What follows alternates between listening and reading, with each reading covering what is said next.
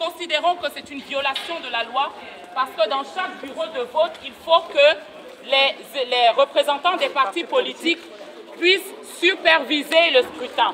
Superviser le scrutin, ça veut dire qu'ils doivent avoir le droit de voir que les gens ils doivent avoir le droit de constater que les personnes qui votent dans le bureau sont effectivement des personnes inscrites dans ces bureaux de vote. Le MRC a envoyé des représentants dans chaque bureau de vote à Douala 1er notamment et systématiquement dans le centre de vote du lycée Jos, on est en train de leur interdire de faire leur travail en les condamnant à se mettre de côté pour donner le bulletin de leur candidat aux électeurs. Cela signifie que sous la supervision de l'ECAM, personne ne peut contrôler effectivement qui est en train de voter et si les personnes qui sont en train de voter sont des électeurs, si elles ont signé, si elles sont, elles émargent. Donc, moi, je vous invite de ne pas... Ça fait 2 heures de temps, cela fait 2 heures de temps que nous sommes en discussion avec le président de l'ECAM, avec le représentant de chaque bureau de vote. Depuis 2 heures, nous sommes devant les représentants de l'ECAM pour leur demander de faire cesser ces irrégularités. Et personne n'a voulu réagir. Là, les personnes qui me crient dessus sont des représentants du RDPC. C'est étonnant qu'ils ne veulent pas que le scrutin soit transparent. Parce que je crois que même quand on est du RDPC, on veut que les Camerounais s'expriment et qu'ils disent à Paul Biya qu'on est d'accord pour leur choix. Donc, moi j'interpelle les membres de la population.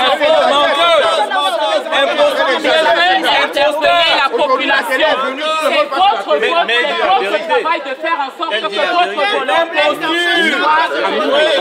Voilà. Vous aurez un recours. Votre nom, madame? Je m'appelle Michel Ndoki et je représente le MRC à Douala 1er.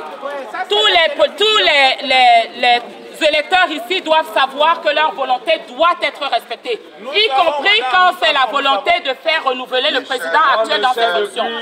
Notre travail n'est pas d'empêcher son élection, notre travail est de faire en sorte que votre volonté soit respectée.